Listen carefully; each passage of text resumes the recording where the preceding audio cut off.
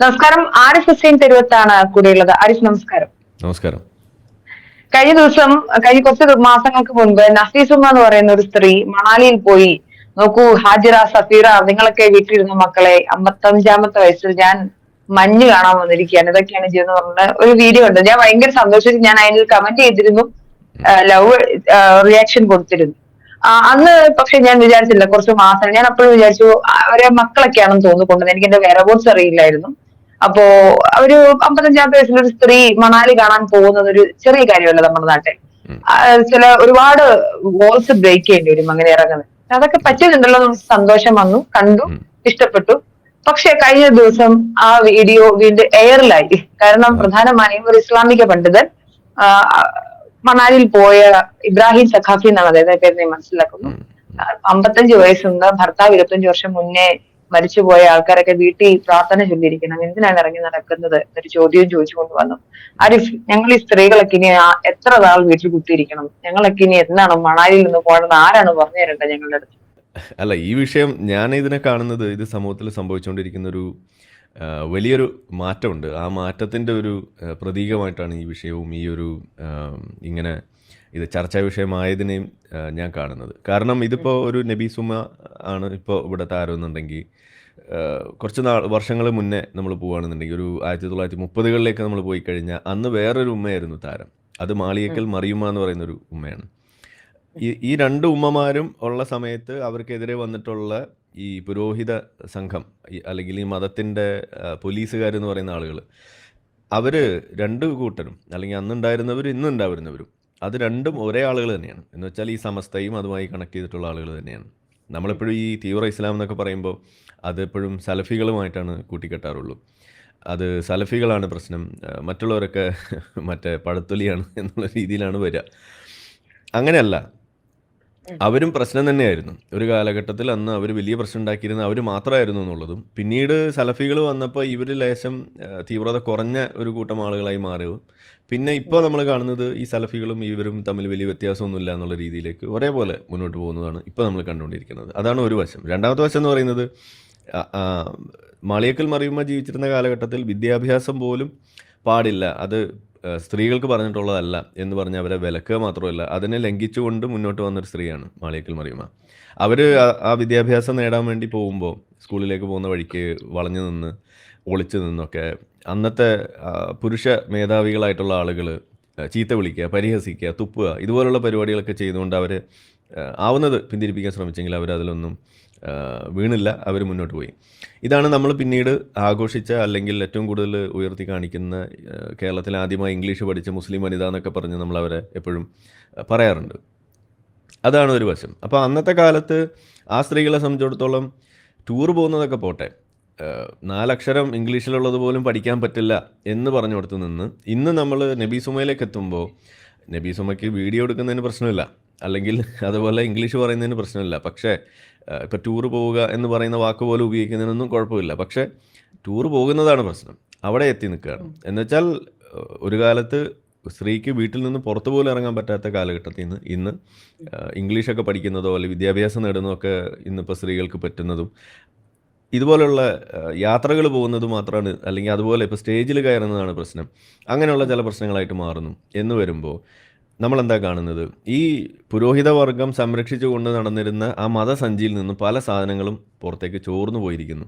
ഇനിയിപ്പോൾ അതിൽ നിന്ന് പോകാൻ അടുത്തത് പോകുന്നത് ഈ സ്ത്രീകളുടെ സഞ്ചാര സ്വാതന്ത്ര്യം എന്ന് പറയുന്ന സാധനമാണ്. അതും കൂടി അങ്ങ് പോകും എന്നുള്ളതാണ്. ഇതാണ് ഒരു വശം.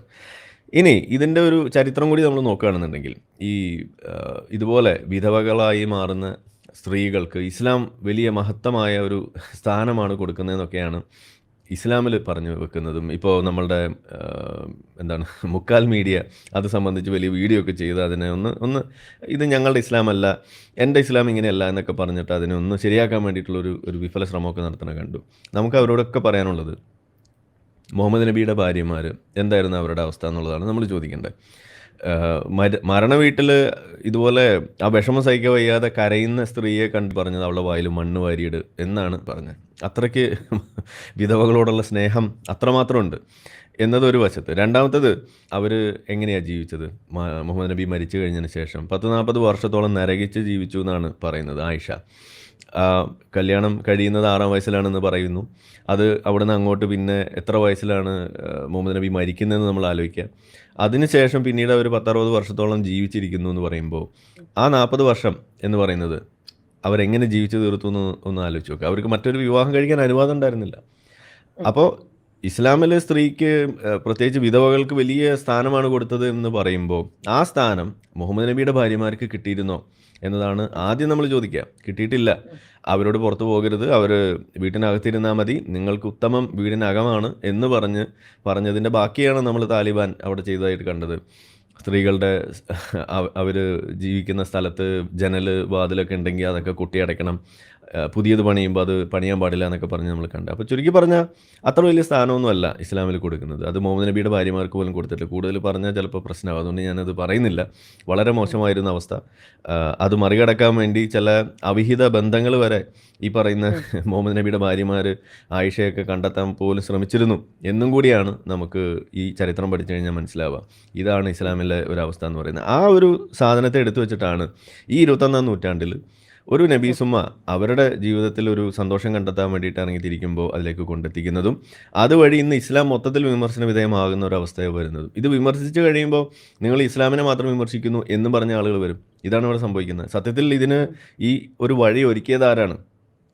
അവരവരെ വഴിക്ക് വിട്ടാൽ പോരായിരുന്നോ? അവർ യാത്ര ചെയ്യുകയോ എൻജോയ് ചെയ്യുകയോ ചെയ്താൽ അത് മതിയായിരുന്നു. ഇന്ന് അവരെ മൊത്തത്തിൽ അവഹേളിക്കുന്നതിനും സമൂഹ മധ്യത്തിൽ ഇസ്ലാം തന്നെ തുറന്നു കാട്ടപ്പെടുന്നതിനും ഒരു അവസരമാക്കി ഇത് മാറ്റുന്നു എന്നുള്ളതാണ് ഇതിലെ ഏറ്റവും പ്രധാനപ്പെട്ട ഒരു വശം. അവസാനമായിട്ടൊരു കാര്യം പറയാനുള്ളത്, ഇതൊരു വലിയ മാറ്റം വേറെയും കാണിക്കുന്നുണ്ട്. അതായത് പണ്ട് കാലത്ത് ഇങ്ങനെ എന്തെങ്കിലുമൊക്കെ ഉണ്ടായിക്കഴിഞ്ഞാൽ ചില ഒറ്റയും തെറ്റയുമായിട്ടുള്ള അല്ലെങ്കിൽ ആരും ഇതൊന്നും ചർച്ചയാക്കാൻ പോലും മുന്നോട്ട് വന്നിരുന്നില്ല. പക്ഷേ ഇന്നിപ്പോൾ നമ്മൾ കാണുന്നത് മുഖ്യധാര മാധ്യമങ്ങൾ ഒന്നൊഴിയാതെ എല്ലാവരും ഇത് ചർച്ചയാക്കുന്നു എന്ന് മാത്രമല്ല, ഇസ്ലാമിലെ വിഷയവും ഇതുപോലെ വിമർശന വിധേയമാക്കപ്പെടേണ്ടതുണ്ട്.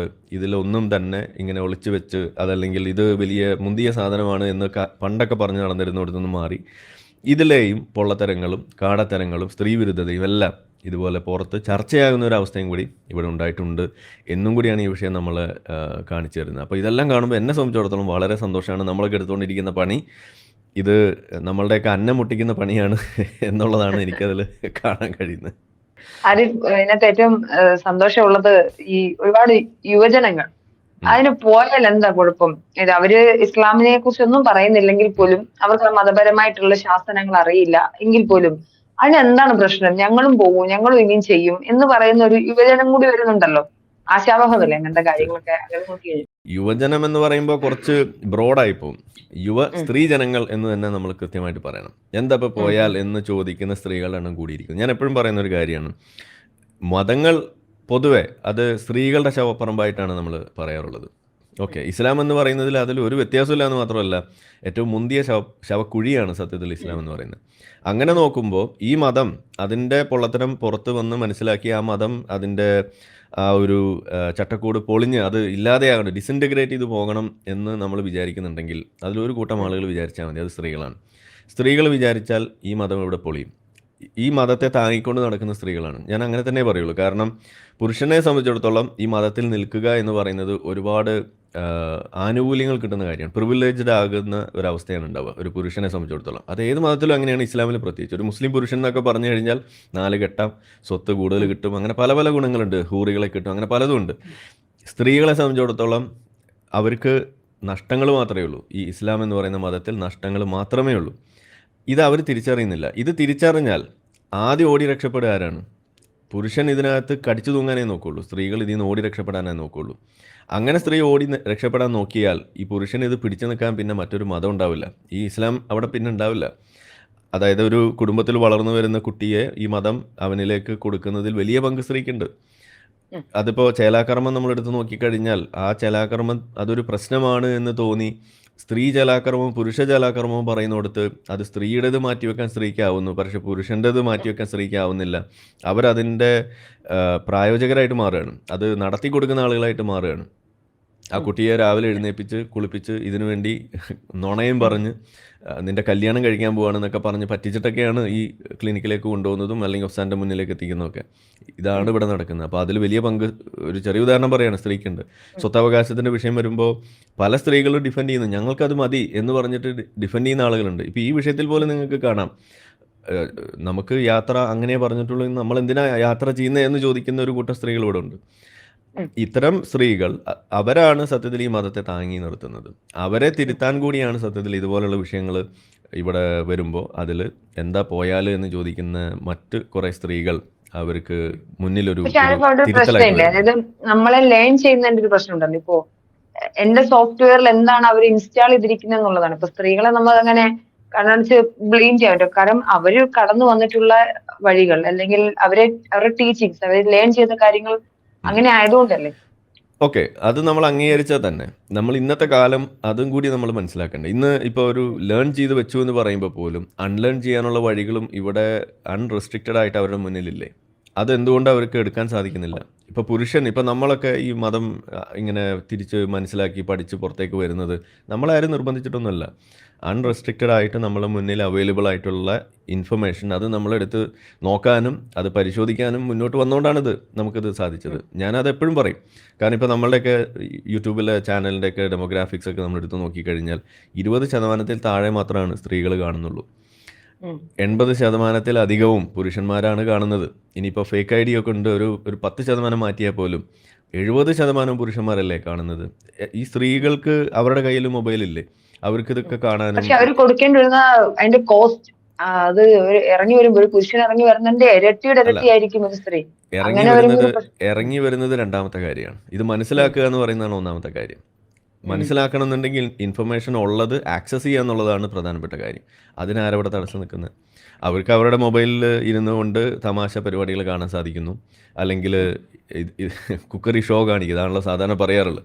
ഇതൊക്കെ കാണാൻ അവർക്ക് സാധിക്കുന്നുണ്ടെങ്കിൽ എന്തുകൊണ്ട് ആഗോളതലത്തിൽ നടക്കുന്ന കാര്യങ്ങൾ, വാർത്തകൾ, പൊളിറ്റിക്സ്, ഇപ്പോൾ മാനിജയൊക്കെ ഇവിടെ ഇരിക്കുമ്പോൾ എനിക്ക് സന്തോഷമാണ്. കാരണം ഇതുപോലെ ഒരു 10 സ്ത്രീകൾ മുന്നോട്ട് വന്നു കഴിഞ്ഞാൽ തന്നെ ഈ വിഷയങ്ങളിൽ ഒരു വലിയ ക്ലാരിറ്റി ഉണ്ടാവും. ഇപ്പോൾ നമ്മളൊക്കെ യാത്ര ചെയ്യുമ്പോൾ പുറത്തൊക്കെ നമ്മൾ കാണുമ്പോൾ പല പരിപാടികളിലും സ്ത്രീകളുടെ സാന്നിധ്യമാണ് കൂടുതൽ. പുരുഷന്മാർ ഞാൻ പറയുക കുറേയും കൂടി ബാക്കിലാണ് അവിടെ എന്ന് ഞാൻ പറയുള്ളൂ. ഇതുപോലുള്ള പല മേഖലകളിലും നമ്മൾ കാണുന്നൊരു മുന്നേറ്റമുണ്ട്. ഇന്ത്യയിലേക്കൊന്നും അത് എത്തിയിട്ടില്ല. ഇപ്പോഴും കേരളത്തിൽ ഇപ്പോഴും ഈ മതത്തിൻ്റെയും ഈ പാട്രിയാർക്കൽ സമൂഹത്തിൻ്റെ ആ ഒരു അത് ഇൻറ്റേർണലൈസ് ചെയ്ത് പോയിട്ടുണ്ട് കുറേയൊക്കെ സ്ത്രീകളിൽ. ഞങ്ങൾ ഇങ്ങനെ നിന്നാൽ മതി എന്നുള്ളൊരു ധ്വനിയും കൂടി അവർക്ക് വന്നിട്ടുണ്ട്. അത് അവർക്ക് തിരിച്ചറിയാൻ സാധിക്കണം. അതിനുള്ള വഴി ഇവിടെ ഉണ്ട്. അത് അൺറെസ്ട്രിക്റ്റഡ് ആണ്, അത് അൺസെൻസേർഡ് ആണ്, അത് അവർക്ക് ആക്സസിബിൾ ആണ്. അപ്പോൾ അത് അവർ ഉപയോഗിക്കാൻ തയ്യാറാവണം. അതിനും കൂടി നമ്മൾ വഴിയൊരുക്കണം എന്നുള്ളതാണ് ഞാൻ പറയുന്നത്. ഉം. തീർച്ചയായിട്ടും അരിഫ്. ഒരു ചോദ്യം കൂടി. ഈ അരിഫ് എപ്പോഴും പ്രതീക്ഷയുടെ ആളാണ്, വളരെ ഒപ്റ്റിമിസ്റ്റിക് ആണ്. ഇതൊക്കെ മാറും, എല്ലാ തരത്തിലും വലിയൊരു റെവല്യൂഷണറി ചേഞ്ചസ് ഉണ്ടാകും എന്ന് പറയുന്ന ഒരാളാണ്. നഫീസ് ഉമ്മമാർ ഇനിയും ഉണ്ടാകുമെന്ന് തന്നെയാണോ ആരിഫ് പറയുന്നത്? തീർച്ചയായിട്ടും നഫീസ് ഉമ്മമാരാവാനൊന്നും കാത്തു നിൽക്കേണ്ടി വരില്ല. നഫീസ കുട്ടിയും അതുപോലെ നഫീസ താത്തമാരും ഒക്കെ ഉണ്ടാവും. ഉമ്മയാവേണ്ട ആവശ്യമൊന്നുമില്ല. ഞാനതാ പറഞ്ഞത്, ഇത് ചെറിയ കുട്ടികളടക്കം ഇതൊക്കെ തിരിച്ച് ചോദിച്ചു തുടങ്ങിയിട്ടുണ്ട്. പെൺകുട്ടികൾ പ്രത്യേകിച്ചും സ്ത്രീകൾ പ്രത്യേകിച്ചും. അത് തന്നെയാണ് ഞാൻ ഇതിനകത്ത് ഇത്രയും ഓപ്റ്റിമിസ്റ്റിക് ആവുന്നതിൻ്റെ കാര്യം. ഇതൊരു റെവല്യൂഷൻ എന്നൊക്കെ പറയുമ്പോൾ അതെന്തോ ഒരു ബ്ലഡി റെവല്യൂഷൻ എന്നുള്ളൊരു ചിന്ത വരിക, അങ്ങനെയല്ല. ആശയപരമായിട്ട് ഇതിനകത്തൊരു വലിയൊരു സംഘർഷം, ഒരു ഡിബേറ്റ് നടക്കുന്നുണ്ട്. ആ ഡിബേറ്റ് അത് ഇന്ന് കുടുംബങ്ങളിലേക്കും അവരുടെ ക്ലോസ്ഡ് സ്പേസിലേക്കും വന്നു കഴിഞ്ഞു. ഉസ്താദുമാർ ഇന്ന് ഉത്തരങ്ങൾ കൊടുക്കാൻ വേണ്ടിയിട്ട് നെട്ടോട്ടമാണ്. അവരെന്തെങ്കിലും പറഞ്ഞാൽ ഇന്ന് നാട്ടിൽ ഇതുപോലെ ചോദ്യം ചെയ്യപ്പെടുന്നുള്ളൊരു അവസ്ഥ ഇവിടെ ഉണ്ടാകുമ്പോൾ സ്വാഭാവികമായിട്ട് ഒന്ന് പരുങ്ങും. ആ പരുങ്ങലാണ് നമ്മൾ ഇവിടെ പ്രതീക്ഷിക്കുന്നത്, കൂടുതൽ കണ്ടുകൊണ്ടിരിക്കുന്നത് അതാണ്. തീർച്ചയായിട്ടും ആരിഫ്. എന്തായാലും മണാലിയിൽ പോയ നഫീസും അന്ന് ഹാപ്പി ആയിരുന്നു. ഞാൻ അത് കഴിഞ്ഞ് കണ്ടു. വീട്ടിന്റെ പുറത്തു പോലും ഉമ്മയ്ക്ക് ഇറങ്ങാൻ പറ്റുന്നില്ല, അത്രയ്ക്കും മാനസിക വിഷമത്തിലൂടെ കടന്നു പോകുന്ന എന്നൊരു അവസ്ഥയും കൂടി പറയുന്നുണ്ട്. ഏതെങ്കിലും ഘട്ടത്തിൽ നഫീസുമ്മ ഇത് കാണുന്നുണ്ടെങ്കിൽ ആരിഫിന് എന്താണ് നഫീസുമ്മയോട് പറയാനുള്ളത് എന്നും കൂടെ ചോദിച്ചിട്ട് നഫീസുമ്മ സംഗതി ഇത് ഇങ്ങനെയൊക്കെ ആകുമെന്ന് ഉദ്ദേശിച്ചിട്ടൊന്നല്ല അന്ന് ചെയ്തത്. ഓക്കെ, അവരുടെ ജീവിതത്തിൽ ഒരു ഓപ്പണിംഗ് അപ്പ്, ഒരു ഫേസ് വരികയാണ്. കുറേ കാലം അവർ കഷ്ടപ്പെട്ടു, അവരുടെ മക്കളെ വളർത്താനൊക്കെ അവർ വല്ലാതെ ബുദ്ധിമുട്ടി എന്നൊക്കെയാണ് നമ്മൾ വായിച്ചറിയുന്നത്. ആ ഒരു ഫേസിന് ശേഷം അവർ ഇന്നിപ്പോൾ ചെയ്ത ഒരു വിഷയത്തിൻ്റെ പേരിൽ അവരെ അവഹേളിക്കാനാണ് സത്യത്തിൽ ഇവിടുത്തെ മത പൗരോഹിത്യം മുന്നോട്ട് പോകുന്നത്. അതിന്റെ കൂടെ ആരിഫ് ഒരു കാര്യം കൂടി ചേർക്കുമോ? ഇത് ഞങ്ങളുടെ മതത്തിന്റെ ഭാഗമല്ല എന്ന് പറഞ്ഞുകൊണ്ട് അതിന്റെ ഒരു അപരിഷ്കൃത മുഖം പുറത്ത് കാണിക്കാതിരിക്കാൻ വേണ്ടി ഫാബ്രിക് സൃഷ്ടിക്കുന്ന ഒരു സമൂഹം, ഒരു വലിയൊരു വിഭാഗത്തെ കൂടെ കാണാം. നമ്മളിപ്പം ആരിഫ് പറഞ്ഞ മീഡിയയുടെ ഉൾപ്പെടെയുള്ള വിഷയങ്ങൾ, അങ്ങനെ ഒരു ഫാബ്രിക് നിർമ്മിക്കേണ്ടി വരുന്നതിന്റെ ഒരു ഗതികേട് കൂടി ഉണ്ടല്ലോ. കാര്യം ഇവിടെ ഇനി അത് പറഞ്ഞാൽ ചിലവാകില്ല എന്നൊരു തോന്നൽ കൂടി ഉണ്ടല്ലോ. അതാ ഞാൻ പറഞ്ഞു വന്നത്. അപ്പോൾ അതുകൊണ്ട് ഉമ്മ ഇതൊന്നും ഉദ്ദേശിച്ചിട്ടല്ല ഇത് വന്നത്. അവരെ അവഹേളിക്കുന്ന ഒരു നിലയിലേക്ക് വന്നപ്പോൾ അവർക്ക് സപ്പോർട്ടായിട്ട് പൊതുജനങ്ങൾ മുന്നോട്ട് വരികയാണ് ചെയ്തത്. ആ പൊതുജനങ്ങൾ എന്താണ് ഉദ്ദേശിക്കുന്നത് എന്നുള്ളത് ഇന്ന് ഉമ്മാക്ക് ഉണ്ടാവില്ല എന്നാണ് ഞാനിപ്പോഴും വിശ്വസിക്കുന്നത്. കാരണം ഉമ്മ ഇപ്പോഴും വിചാരിക്കും ഇതൊക്കെ കുറേ ആളുകൾ ഉപയോഗിച്ചു, ഇത് മതത്തിനെ തകർക്കാൻ വേണ്ടിയിട്ടുള്ള സാധനമായിട്ട് മാറ്റി, ഇങ്ങനെയൊക്കെയാണ് ഇപ്പോഴും ഇതിനെ വളച്ചൊടിക്കാനുള്ള സാധ്യത ഞാൻ കാണുന്നുള്ളൂ. ഇത് അത്രയ്ക്ക് പോസിറ്റീവായിട്ടൊന്നും മാറുമെന്ന് ഞാൻ വിചാരിക്കും. പക്ഷേ കുറേ ആളുകൾക്ക് മാറ്റമൊക്കെ ഉണ്ടാക്കും. പക്ഷെ ഉമ്മ പേഴ്സണലി ഇപ്പോഴും വിശ്വസിക്കുന്നുണ്ടാവുക സാധ്യത ഇത് കുറേ ആളുകൾ ഉപയോഗിച്ചു, ദുരുപയോഗം ചെയ്തു ഈ വിഷയത്തെ എന്നുള്ള രീതിയിലാണ്. ഇത് മാധ്യമങ്ങൾ അവർ വാർത്തയാക്കി അവരുടെ റീച്ച് കൂട്ടാൻ നോക്കി, ഇങ്ങനെയൊക്കെയാണ് പറയുക. ഇതൊന്നുമല്ല. ഒരു ഒപ്രഷൻ, സ്ത്രീകൾക്ക് നേരെ ഉണ്ടാകുന്ന ഇത്തരത്തിലുള്ള സംഗതികൾ, അത് ഏത് മതത്തിൽ നിന്നായാലും അതിനെ എതിർക്കാൻ സ്ത്രീകൾ തന്നെ മുന്നോട്ട് വരും ആദ്യം. ആ കാലഘട്ടമാണ് ഇനി നമ്മൾ കാണാനിരിക്കുന്നത്. അങ്ങനെ വരുന്ന സമയത്ത് അത് സ്ത്രീകൾ മാത്രമായിരിക്കില്ല അവിടെ ഫൈറ്റ് ചെയ്യുക. അവിടെ പൊതുജനങ്ങൾ എന്നുള്ള രീതിയിൽ സ്ത്രീ പുരുഷ ഭേദമന്യേ ആളുകൾ അതിൻ്റെ കൂടെ തന്നെ ഉണ്ടാവും. അതിൻ്റെ ഭാഗമാകാൻ നമുക്കൊക്കെ സാധിച്ചു എന്നുള്ളതും അതിന് നഫീസും ഒരു കാരണമായി എന്നുള്ളതുമാണ് നമുക്കിവിടെ കാണാൻ കഴിയുന്നത്. അപ്പോൾ ഇതിൽ മറ്റൊരു തരത്തിലും ഇതിനെ വളച്ച് വേറെ ഏതെങ്കിലും ഒരു ദുരുദ്ദേശപരമായിട്ട് ഉപയോഗിച്ചു എന്നൊന്നും ചിന്തിക്കാതെ ഇതിൻ്റെ ഒരു വലിയ ഒരു സോഷ്യൽ ഔട്ട്കം ഉണ്ട്, അതിനെക്കുറിച്ച് ഉമ്മ ഒന്ന് ചിന്തിക്കണം. ആ ചിന്തയാണ് സത്യത്തിൽ സമൂഹത്തിന് ഗുണമാവുക എന്നാണ് എനിക്ക് ഉമ്മാനോട് പറയാനുള്ളത്. യെസ്. ഇതിന് വെള്ള പൂശുന്ന കാര്യം പറഞ്ഞത് അതാ ഞാൻ തുടക്കത്തിലേ പറഞ്ഞു. ഇത് പറയാതെ നിവൃത്തിയില്ല. ആ പരുങ്ങൽ എന്ന് പറയുന്നത് അതാണ്. ഇതിലിപ്പോൾ ഒരു പൗരോഹിത്യത്തിൻ്റെ ഭാഗമായിട്ടുള്ള ഒരാൾ വന്ന് പറഞ്ഞത് എന്താണ്, അയാൾ മതത്തിൻ്റെ വിധിയാണ് പറഞ്ഞത്. സത്യത്തിൽ മതം പറയുന്നത് അത് തന്നെയാണ്. സ്ത്രീകൾ ഇപ്പോൾ ഉമ്മമാർ ഭർത്താവ് മരിച്ചാൽ മാത്രമല്ല, സ്ത്രീകൾ പൊതുവേ വീട്ടിനകത്ത് ഇരിക്കണം. ഇതാണ് ഇസ്ലാം പഠിപ്പിക്കുന്നത്. തുന്നലൊക്കെ പഠിച്ച് നിങ്ങൾ വീട്ടിനകത്ത് അപ്പം മുട്ടക്കറിയൊക്കെ ഉണ്ടാക്കി ഇരുന്നാൽ മതി. ഇതാണ് ഇസ്ലാം പഠിപ്പിക്കുന്നത്. കൂടുതലൊരു പണിക്ക് ഇറങ്ങരുത് എന്ന് തന്നെയാണ് പഠിപ്പിക്കുന്നത്. അപ്പോൾ ആ സംഗതി പറയുമ്പോൾ അത് പിന്തിരിപ്പനാണെന്ന് തോന്നിയിട്ട് അങ്ങനെയല്ല എന്ന് പറഞ്ഞ് അതിനെ വെള്ളപൂശാൻ വേണ്ടിയിട്ടുള്ള ശ്രമം ഉണ്ടാവുമ്പോൾ അതിൽ പുറത്തു ചാടുക മുഹമ്മദ് നബിയുടെ അടക്കമുള്ള വിഷയങ്ങളും കൂടിയാണ്. തീർച്ചയായിട്ടും ആരിഫ്, എന്തായാലും നഫീസ് ഉമ്മമാരാവാൻ നിൽക്കേണ്ട എന്നുള്ള ആരിഫിന്റെ അതേ കാര്യമാണ്. അതായത് ഇപ്പോഴത്തെ കുട്ടികൾ വിദ്യാഭ്യാസം നേടുന്നു, വിദ്യാഭ്യാസം നേടാത്ത ഒരു സിറ്റുവേഷൻ ഉണ്ടായിരുന്നു, അതിന് അനുവാദമില്ലാത്ത, അതിലേക്ക് വിദ്യാഭ്യാസം നേടുന്ന ആളുകൾ വരുന്നു, സ്വയം തൊഴിലെടുത്തുകൊണ്ട് സമ്പത്ത് ഉണ്ടാക്കുന്നു. സമ്പത്തിന്റെ ഇൻഡിപെൻഡൻസ് വരുന്ന സമയത്ത് ആ കാര്യങ്ങൾ തീരുമാനമെടുക്കാനുള്ള ഇതൊരു ഇവല്യൂഷൻ ആണ്. ഭയങ്കര രസമുള്ള ഒരു കാര്യമാണ്. ഇപ്പൊ എനിക്കത് വളരെ പെട്ടെന്ന് റിലേറ്റ് ചെയ്യാൻ പറ്റും. ഞാനും ഇതേ ഫേസിൽ കൂടെ നമ്മളെ റെസ്ട്രിക്ട് ചെയ്യുന്ന ഒരു പ്രായം, അത് കഴിയുമ്പോൾ ഫിനാൻഷ്യൽ ഇൻഡിപെൻഡന്റ് ആവുന്നു. ആ ഇൻഡിപെൻഡൻസ് വരുന്നതോടുകൂടി കാര്യങ്ങൾ തീരുമാനം എടുക്കാനൊരു ഇത് വരുന്നു. ചിലതൊക്കെ തെറ്റാവും, ചിലതൊക്കെ ശരിയാവും. പക്ഷെ ആഫ്റ്റർ ഓൾ ഒരു വ്യക്തി എന്ന നിലയിൽ നമ്മൾ നമ്മളെ തന്നെ സെലിബ്രേറ്റ് ചെയ്യുന്ന ഒരു ഘട്ടത്തിലേക്ക് എത്തും. അത് മറ്റൊരാൾക്ക് ബുദ്ധിമുട്ടാവാതെ സാമൂഹികമായ ഒരു വിഷയമാകാതിരുന്നാൽ മാത്രം മതി. സെലിബ്രേഷൻ ഒക്കെ പരിധികളുണ്ട്. പരിമിതമായ സ്വാതന്ത്ര്യത്തിനുള്ളിൽ നിന്നുകൊണ്ടുള്ള മനോഹരമായ സെലിബ്രേഷൻ ആവട്ടെ ജീവിതം എന്നുള്ളതാണ്. തീർച്ചയായിട്ടും ആരിഫ്, ഒരുപാട് സന്തോഷം. Thank you so much. Thank you.